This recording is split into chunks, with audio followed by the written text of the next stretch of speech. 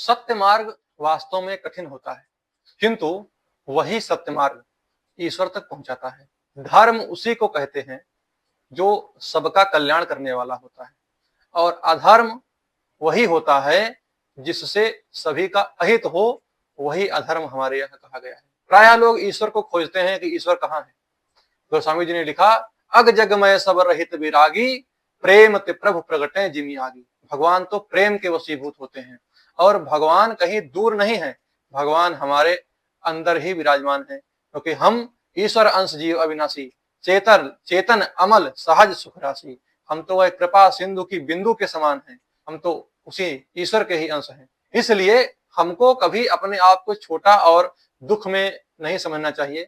और शास्त्रों की यदि बात कहें, हमारे अंदर संपूर्ण जगत को जीतने की क्षमता है, किंतु वह क्षमता हमारे अंदर तब प्रकाशित होगी, तब वह शक्ति आएगी जब हम पहले अपने आप को जीतेंगे, जितेंद्रिय हो जाएंगे। यदि हम स्वयं में जितेंद्रिय होंगे तो संसार को भी हम जीतने में सक्षम हैं, तो हम संसार को भी जीत सकते हैं।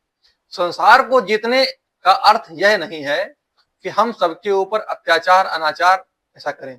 संसार को जीतना है प्रेम से जीतो, और सबकी सेवा से सबको जीतो। यह जीतना जीतना कहा गया है। किसी को दुखी करके, किसी को मार कर, किसी को प्रताड़ित करके जीतना नहीं, यह अन्याय है।